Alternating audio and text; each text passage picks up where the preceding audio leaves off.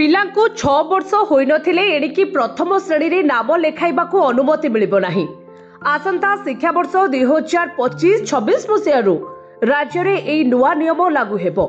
ଏହା ସହିତ ସବୁ ପ୍ରାଥମିକ ସ୍କୁଲରେ ଶିଶୁ ବାଟିକା ଖୋଲିବ, ଯେଉଁଠି 5ରୁ 6 ବର୍ଷ ବୟସର ପିଲାମାନଙ୍କୁ ପ୍ରି ସ୍କୁଲ ଶିକ୍ଷାରେ ନାମ ଲେଖାଇବାର ସୁଯୋଗ ମିଳିବ। ଆସନ୍ତା ଶିକ୍ଷାବର୍ଷରୁ ରାଜ୍ୟ ସରକାର ଏଭଳି କିଛି ଗୁରୁତ୍ୱପୂର୍ଣ୍ଣ ନିଷ୍ପତ୍ତିକୁ କାର୍ଯ୍ୟକାରୀ କରିବା ପାଇଁ ପଦକ୍ଷେପ ନେଇଛନ୍ତି। आज स्कूल एवं गणशिक्षा विभाग पक्षरु जारी विज्ञप्ति अनुसार जातीय शिक्षानीति 2020 प्रावधान अनुसार राज्य सरकार आसंता 2025-26 शिक्षावर्षरु प्रथम श्रेणी रे नाम लेखाइबाकु थिबा पिलांक बयस 6 वर्ष होइथिबा जरूरी बोली कहिसंती। तेबे शिक्षावर्षर सेप्टेम्बर पहिला सुधा पिलार बयस 6+ हेबा आवश्यक।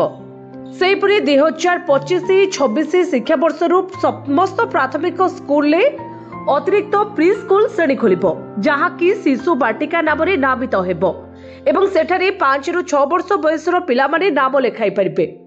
गत सप्ताह राज्य में जातीय शिक्षानीति 2020 को कार्यकारी करने राज्य सरकार निष्पत्ति नेइथिले। ब्यूरो रिपोर्ट जे न्यूज।